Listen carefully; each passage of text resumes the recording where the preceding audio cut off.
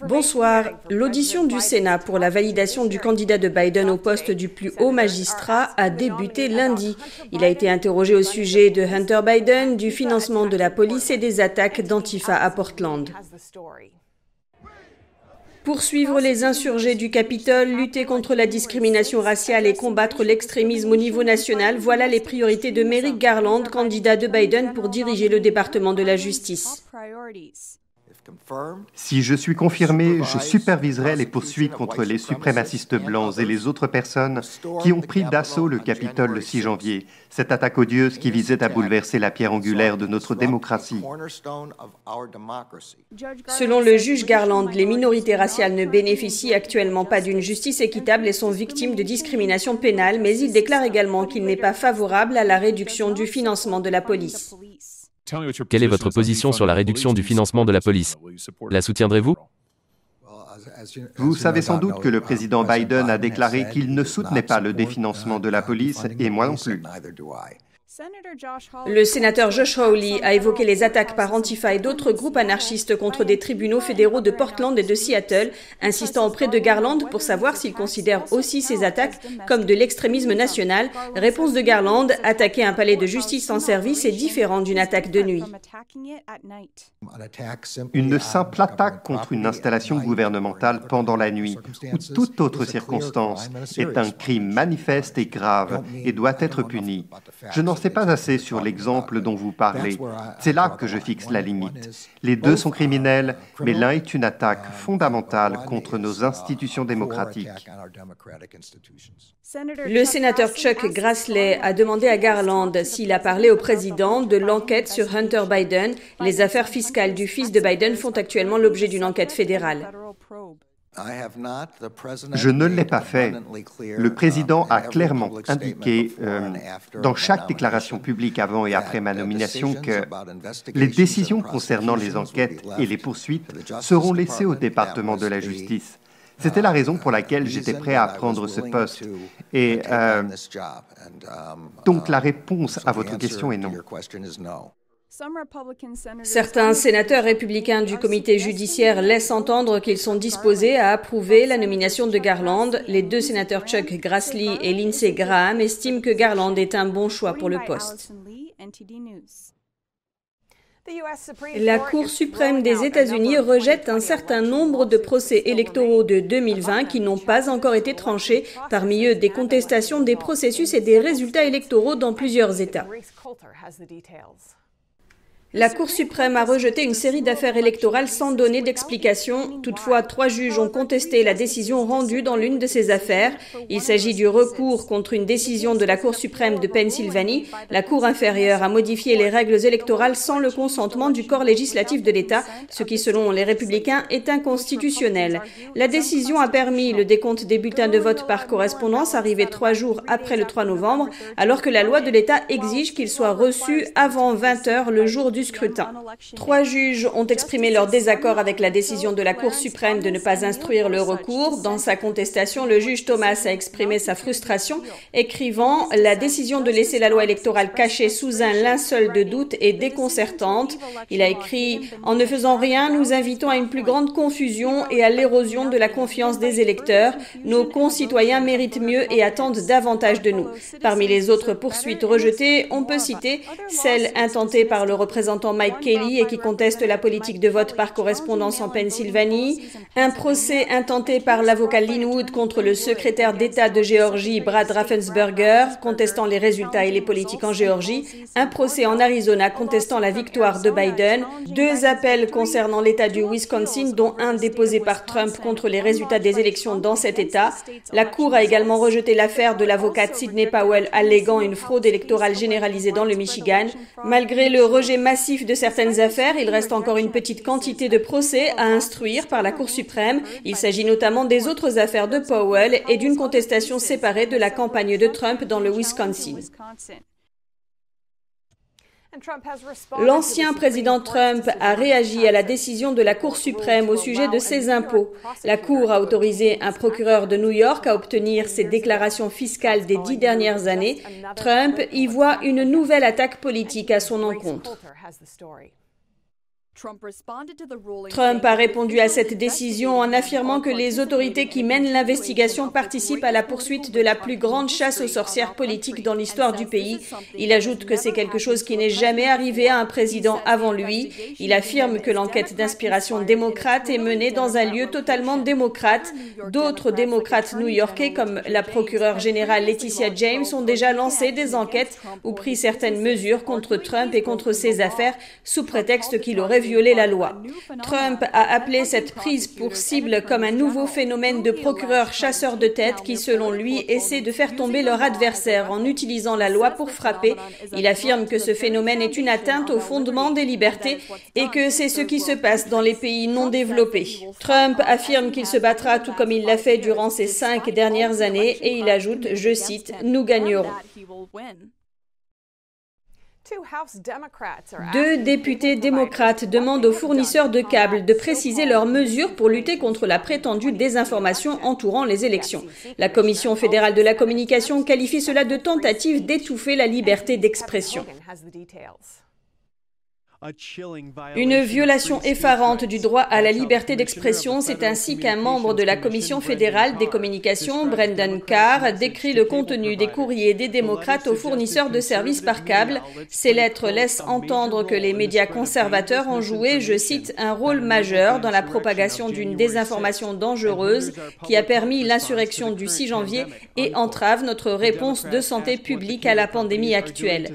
Les démocrates demandent aux fournisseurs leurs mesures pour arrêter ce qu'ils appellent la désinformation.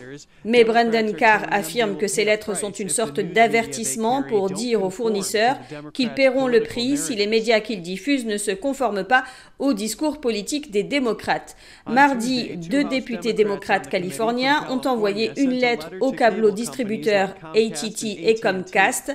Ils ont également envoyé une lettre à Spectrum, Dish, Verizon, Roku, Amazon, Apple et Google. Les auteurs des courriers ont déclaré, je cite, « Le recours croissant de certains diffuseurs et réseaux câblés aux théories de conspiration et aux informations trompeuses ou manifestement fausses soulève des questions sur leur attachement à l'intégrité journalistique. La Commission de l'énergie et du commerce de la Chambre des représentants doit se réunir mercredi pour examiner le rôle des médias dans la promotion de la désinformation. 2 députés démocrates de la Commission ont pointé du doigt la persistance de la pandémie et l'assaut du Capitole. Ils affirment que ces événements suggèrent que la désinformation dans les médias constitue une menace déstabilisante. Fox est l'un des médias dénoncés. La chaîne a indiqué que pour les membres individuels du Congrès qui ciblent un discours politique qu'ils désapprouvent et exigent que les distributeurs par câble se livrent à une discrimination de point de vue, cela crée un terrible précédent. Newsmax est un autre média diffusé par le câble. Il a déclaré au New York Times qu'il défendait sa couverture des élections et qualifiait la lettre d'attaque contre la liberté d'expression. Alors que les États-Unis continuent à se battre contre la pandémie, les yeux se tournent vers le programme de Biden et plus spécifiquement vers les effets de ces réformes en matière de politique migratoire, alors qu'il revient à la charge. Ces réformes pourraient-elles affecter les plus démunis? Réponse en images. Vendredi dernier, 25 migrants remplissaient les modalités de passage au poste de Isidro en Californie, 25 parmi les 25 000 migrants qui sont attendus d'ici la fin de la première phase du plan de Biden. Il annule ainsi la politique de Trump qui consistait à maintenir les migrants au Mexique, jugée efficace pour mettre fin aux arrestations et libérations sur le territoire et pour dissuader les entrées illégales. Certains critiques de la politique migratoire de Biden affirment que sa nouvelle approche encourage les migrants à tenter leur chance. Les États frontaliers rapporte qu'il y a eu une augmentation des tentatives d'entrée illégale. Le secteur de Laredo au Texas a vu une augmentation de 150% des arrestations et un shérif de l'Arizona affirme qu'il y a 5 fois plus de tentatives d'entrée illégale depuis août 2020. L'ancien conseiller de Trump, Peter Navarro, a expliqué à Fox News qu'une nouvelle crise à la frontière peut causer une crise sur le marché de l'emploi. Ils vont venir ici essentiellement sans formation et vont créer une compétition dans les emplois aux revenus les plus faibles. Et ceux qui en souffriront le plus seront les Hispano-Américains et les Afro-Américains. Dans un rapport sur l'immigration illégale de l'année dernière, Navarro affirme que la majorité des immigrés illégaux viennent du Mexique et du Triangle du Nord et 60% d'entre eux ne sont pas allés au lycée. Cela signifie que la plupart des immigrés illégaux seraient en compétition avec des ouvriers sur le marché du travail, des ouvriers qui sont eux-mêmes les plus touchés par la pandémie. Plus spécifiquement, les Hispano-Américains vont en subir les plus lourdes conséquences. Selon un sondage, 53% d'entre eux ont subi des pertes de salaire ou ont perdu leur emploi à cause de la pandémie. Le taux de chômage aux États-Unis s'élevait à 6,7% le mois dernier. C'est 2 fois plus que l'année précédente à la même période. Alors que Biden est en train d'avancer avec sa nouvelle approche sur l'immigration, on s'attend à une augmentation de la concurrence pour la main-d'œuvre.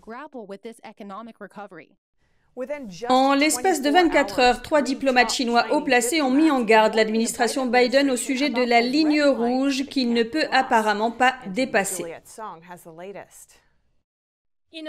Dans un geste inhabituel, 3 diplomates chinois haut placés ont pressé l'administration Biden à abandonner certaines politiques de l'ère Trump. Lundi, le ministre des Affaires étrangères chinois a en effet affirmé que Pékin souhaite rétablir ses relations avec les États-Unis. La porte du dialogue avec la Chine a toujours été ouverte. Mais il a aussi dit qu'il y a des conditions pour que le dialogue se fasse. Premièrement, les États-Unis doivent arrêter de critiquer les abus des droits de l'homme à Hong Kong, au Xinjiang et au Tibet. Wang veut aussi que Washington lève les sanctions que Trump a imposées sur la Chine, comme la taxe sur les biens chinois et les sanctions sur les compagnies chinoises. L'administration Trump a imposé des taxes à la Chine à partir de 2018, affirmant que les États-Unis souffrent d'un commerce inéquitable entre les deux pays. Il a utilisé cette taxe comme un moyen de mettre la pression sur la Chine pour acheter plus de produits américains. Les sanctions sur les entreprises technologiques chinoises servaient à prévenir le vol de propriété intellectuelle.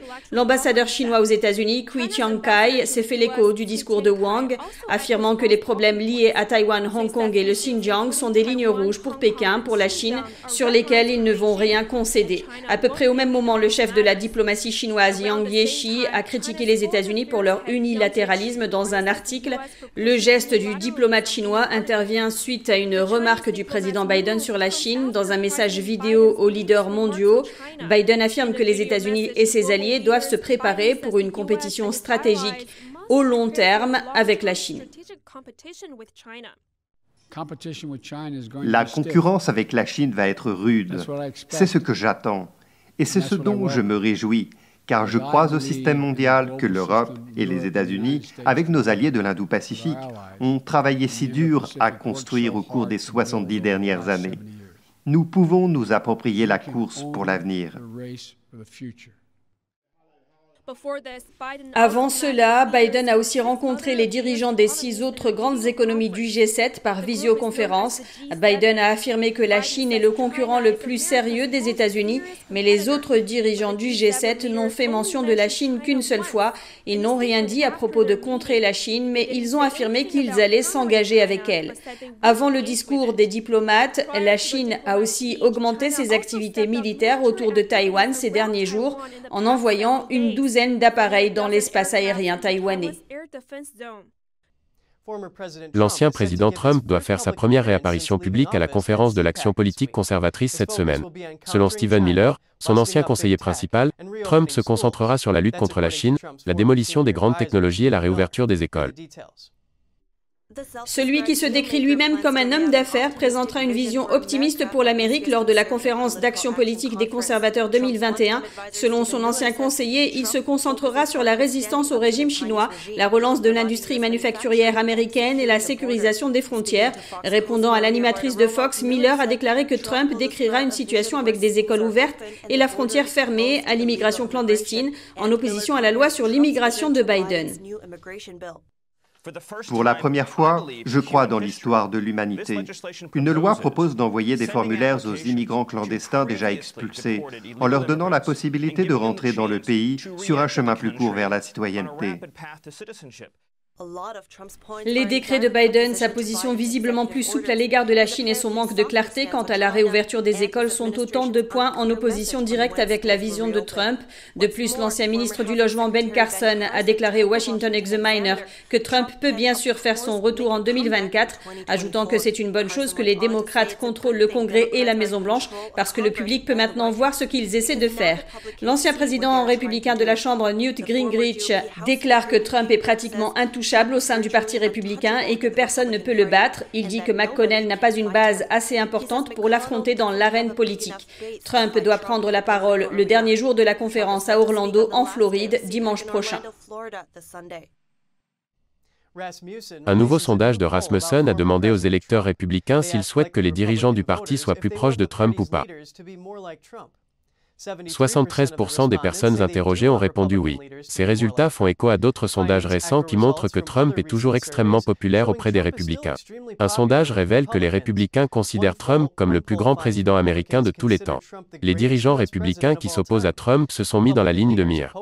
5 des 7 sénateurs du parti ayant voté pour la condamnation de Trump au Sénat ont été censurés par des membres de leur parti. Le leader de la minorité au Sénat, Mitch McConnell, a rejoint les républicains anti-Trump en faisant une série de récentes déclarations critiques. Trump a riposté, accusant le manque de perspicacité politique, de sagesse, de compétences et de personnalité de McConnell et d'avoir fait perdre aux républicains leur majorité au Sénat. Google s'en prend une nouvelle fois à l'ancien président Trump, en retirant de sa plateforme YouTube une interview enregistrée récemment.